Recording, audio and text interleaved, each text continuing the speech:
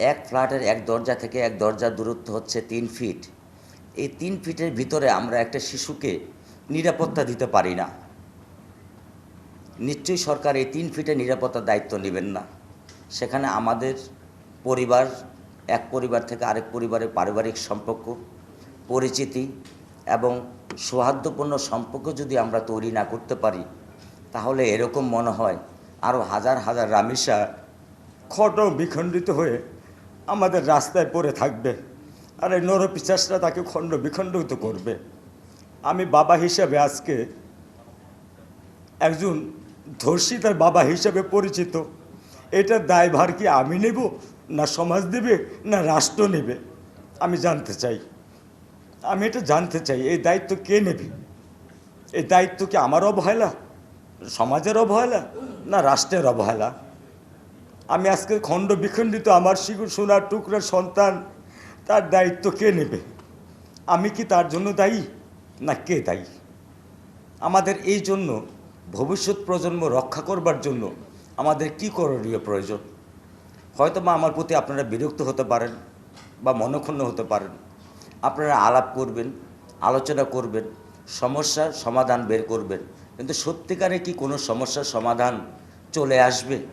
ভবিষ্যতে কি আর কোনো রামিসা এরকম ধর্ষিত হয়ে, মাথা খণ্ডিত হয়ে, ক্ষত বিক্ষত হয়ে বাপ মার বুকে সারা জীবনের জন্য ক্ষত বিক্ষত হতে দেবেন?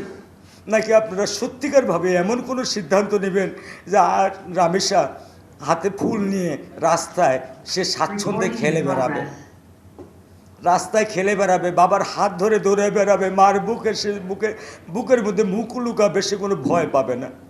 সব পরিশেষ বলবো, কালকে আমার বাসায় একটা বাচ্চা এসেছিলেন 5 বছরের, একটা 5 বছরের বাচ্চা। তার বাবা আমার বাসায় তাকে নিয়ে আসতে বাধ্য হয়েছেন, কারণ তার মেয়েটা পুরো ট্রমা হয়ে গেছে।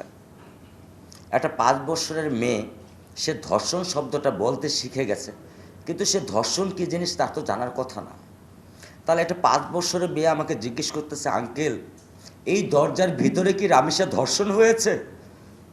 আজকে তার মা তাকে ছাড়তে চায় না, আর সে তার মার আঁচল ছাড়া টয়লেটে যেতে পারে না। এ হচ্ছে আমাদের আজকে বাংলাদেশের বাচ্চাদের বর্তমান মনের অবস্থা। এই যদি আমরা বাবা মা, সমাজ, আমরা যারা বড় নীতি নির্ধারক, আমরা কি বাচ্চাদেরকে এটাই উপহার দিব? আমরা কি এই উপহার দেওয়ার জন্য আমরা শিক্ষিত জাতি? আপনারা শিক্ষিত কলম ধরেন, আমরা তো মূর্খ, আমরা তো কিছু করতে পারি না, কিন্তু আপনারা শিক্ষিত হয়ে কি আমাদেরকে কিছুই দিতে পারবেন না? যদি দিতে না পারেন তাহলে কি আমাদের বুক খালি করে দিতে পারবেন? আমাদের রামিসের গলা কেটে, রাইসের গলা কেটে কি আপনারা নির্মমভাবে হত্যা করে দিতে পারবেন? আমাদের বুক খালি করার অধিকার আপনাদের কে দিয়েছে?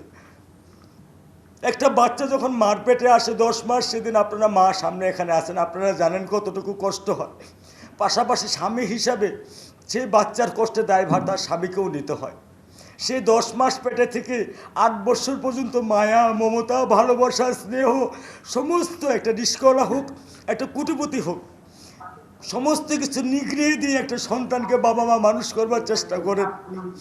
যখন 8 বছর বয়সে বা 10 বছর বয়সে বা 15 বছর বয়সে একজন বাবা মাকে, সেই সন্তানকে সমাজের নরপিশ হায়ানারা খেয়ে ফেলে, ধর্ষণ করে ফেলে, এর দায়িত্ব কার?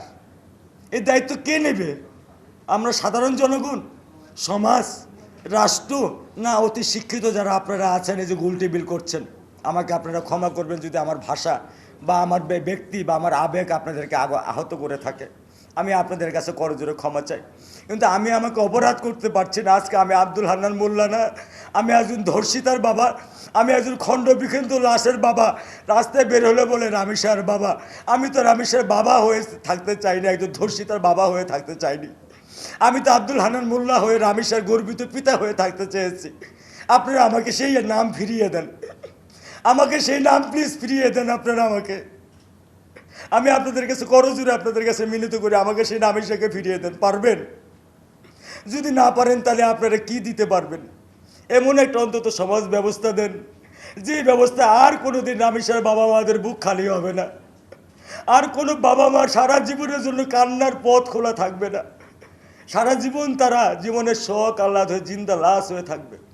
আমার স্ত্রী আজকে ট্রমার মধ্যে আছে, আজকে 13 দিন। সে কি বলে, কোথায় যায়, কিভাবে যায়, তাকে প্রতিনিয়ত আমাকে টেক কেয়ার করতে হয়। সে পাগলের মতো হয়ে গেছে। আমি জানি না, আল্লাহ ভালো জানে সে সুস্থ হবে কিনা।